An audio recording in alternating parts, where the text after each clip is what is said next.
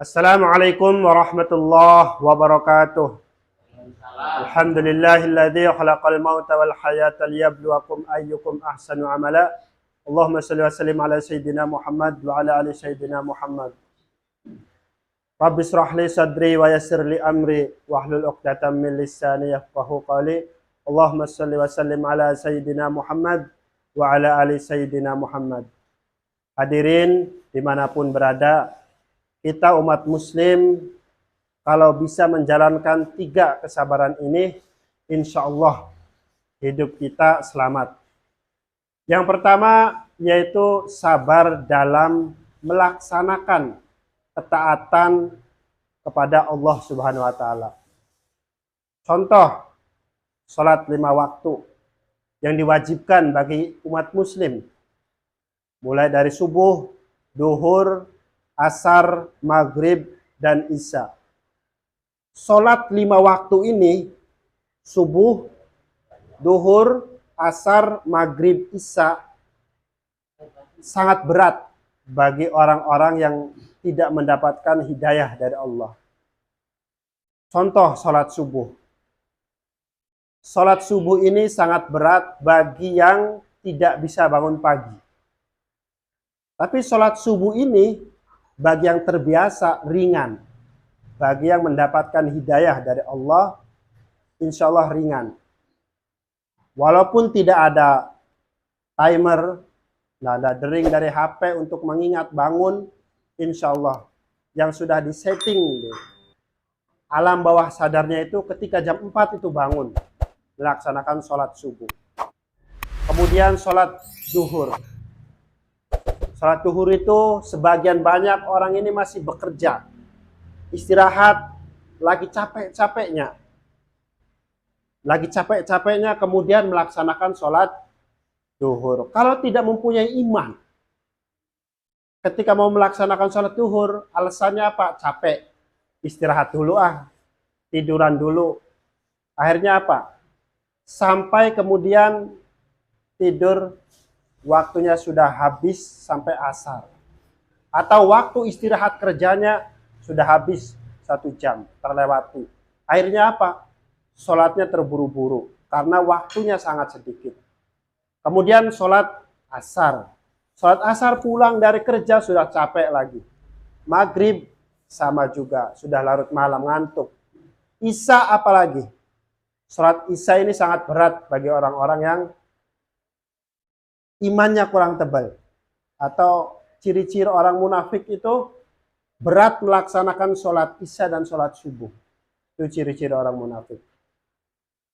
Semoga saja hadirin dimanapun berada, kita ini tidak termasuk orang-orang yang munafik. Kita menjadi orang yang beriman dan Islam. Semoga kita ditambahkan keimanan kita dan keislaman kita. Itu salah satu contoh bahwa itu sabar dalam ketaatan. Itu yang pertama. Sabar dalam ketaatan pada bulan ini yaitu melaksanakan puasa Ramadan. Ya, kita berpuasa sejak imsak, ya, waktu subuh, kemudian sampai maghrib kita menahan dahaga, menahan makan, menahan minum, menahan haus. Dan yang kita rasakan ini sebenarnya kita sehari-hari itu yang dikejar itu pasti haus dulu. Makanya kita ketika berpuasa itu pengennya apa? Berbuka es yang manis-manis, sirup dan lain sebagainya. Itu adalah bentuk kesabaran kita menahan hawa nafsu untuk makan. Untuk tidak makan dalam waktu jangka tertentu. Itu adalah bentuk kesabaran dalam ketaatan kita pada Allah Subhanahu wa Ta'ala. Belum yang lainnya. Sabar ketika misalkan kita mendidik anak agar anak itu taat. Kepengen orang tua itu anak itu pasti yang soleh dan solehah. Waktu subuh ya sholat subuh, waktu sholat duhur, asar, maghrib, isya, kepengennya itu sholat anak itu. Didikan dari siapa? Dari orang tua kita juga dulu. Jadi kita ini sudah dididik dari sejak kecil untuk taat kepada Allah. Itu adalah bentuk kesabaran. Awal-awal itu ibadah itu pasti males kalau tidak dipaksa. Tapi kalau sudah dipaksa, insya Allah jadi terbiasa. Kalau kita tidak mulai sekarang, kapan lagi? Umur kita ini tidak ada yang tahu kapan kita meninggal. Maka mari perbaiki diri kita dengan ketaatan kita kepada Allah Subhanahu wa taala. Kemudian yang kedua, yaitu sabar menjauhi segala kemaksiatan, segala larangan Allah. Kemaksiatan itu sekarang sangat gampang kita lakukan. Kita pegang HP, kita bisa melaksanakan kemaksiatan hanya dari segenggam HP. Sekarang nih banyak, marak sekali judi online, judi slot. Itu adalah kemaksiatan yang dilakukan bisa melalui HP. Itu mari kita hindari bersama. Mari kita lawan bersama. Apabila ada sanak saudara kita, mari kita nasihati. Jangan pernah terjun untuk melakukan hal-hal kemaksiatan. Hal-hal yang merugikan diri kita sendiri dan orang lain. Jadi sabar ketika kita menjauhi segala larangan Allah. Baik itu yang kita ketahui, yang gamblang kita ketahui setiap hari. Sekarang ini misal kita meninggalkan sholat saja. Kalau tadi kan pertama sabar dalam melaksanakan ketaatan, yaitu dengan melaksanakan sholat. Ketika kita meninggalkan sholat, itu termasuk maksiat. Termasuk maksiat. Dan itu termasuk dosa. Dan banyak kemaksiatan-kemaksiatan yang harus kita lalui dan kita jangan lakukan sama sekali. Di sekitar kita saja. Contohnya tadi, bermain judi online dan lain sebagainya yang akan merugikan kita semua dan orang lain. Apalagi misalkan kita sebagai suami, mempunyai istri, mempunyai anak, Anda itu zalim terhadap diri kamu sendiri, terhadap istri dan anak-anak kamu, ketika kamu memakai uang nafkah buat keluarga kamu, tapi digunakan untuk berjudi. Hindari itu. Jadi kalau kita bisa menghindari maksiat-maksiat yang dilarang oleh Allah Subhanahu wa taala, insya Allah kita selamat. Insya Allah kita mendapatkan rahmat dari Allah Subhanahu wa taala. Banyak sekali maksiat-maksiat ini. Kalau kita mau hindari, kalau kita niat, kalau kita ingin, insya Allah bisa.